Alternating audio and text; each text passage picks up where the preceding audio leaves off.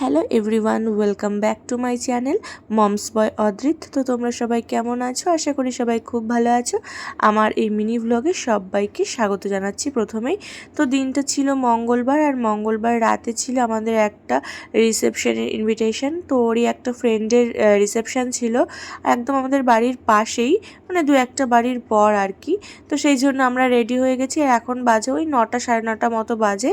আর আমার ছেলেকে দেখো আশেপাশে কোথাও দেখতে পাচ্ছ না, কারণ ওকে না সন্ধেবেলাতে আমাদের মানে আমার বাপের বাড়িতে আর কি প্রণব রেখে এসেছিলো। কারণ ও থাকলে না প্রথমত সাজতেও দিত না, আর যদি ওকে নিয়েও যেতাম ও শুধু শুধু কষ্ট পেত, কারণ ওখানে গিয়ে তোর সেরকম কিছুই করার নেই, না কোনো মানে কিছুই করতে পারবে না। ওখানে গিয়ে সেই কোলে কোলেও থাকবে, আর না তো কিছু খেতে পারবে, শুধু শুধু গরমেও কষ্ট পাবে। আর আমাদের বাড়িতে না অনেক বাচ্চা কাচ্চা আছে, প্লাস আর মা বাবা ভাই আছে, সবার সাথে না ও খুব ভালো থাকে আর কি।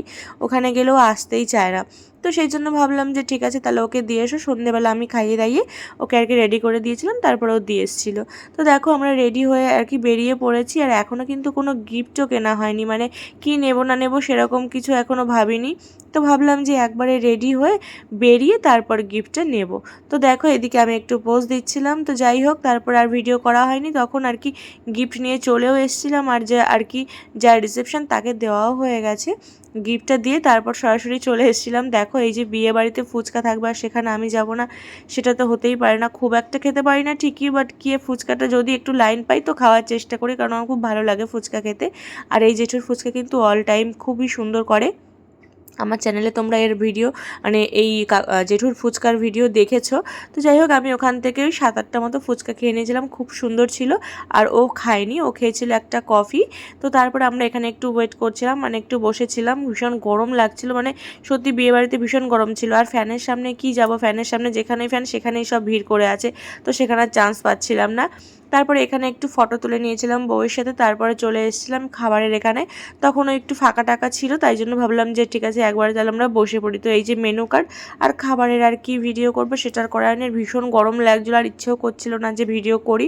তো আমরা এদিকে খাওয়া দাওয়া কমপ্লিট করে নিয়েছিলাম, খাওয়া দাওয়া কমপ্লিট করে একবারে বেরিয়ে এসেছিলাম, সবাইকে মানে সবার সাথে কথা বলে বেরিয়ে এসেছিলাম। তো দেখো এইদিকে আমরা এখানে চলে এসেছি একদম রাস্তায়।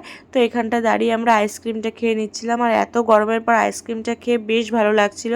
তো এখানে তো অতটা ভালো সেরকম আর কি ক্লিয়ার আসেনি, একটু আলো আধারি ব্যাপারটা এসছে আর কি। তো যাই হোক, আর কি করব, এখানে অনেকক্ষণ দাঁড়িয়েছিলাম, মানে আইসক্রিমটা কমপ্লিট করে তারপর আমরা বেরিয়ে এসেছিলাম। তো দেখো এইদিকে তখন মোটামুটি বাজে ওই 11:30 মতো। তো দেখো রাস্তা অলমোস্ট ফাঁকাই, কারণ অত রাত হয়ে যাচ্ছে, আর বেশিরভাগ দোকানই বন্ধ ছিল আর কি। তো আমরা যাচ্ছি হচ্ছে আমাদের বাড়িতে। তো ওকে নিয়ে তারপরে একবারে বাড়ি ঢুকবো, আর বাড়িতে ঢুকিনি, ওখান থেকে বেরিয়ে সোজাসুজি চলে এসেছিলাম।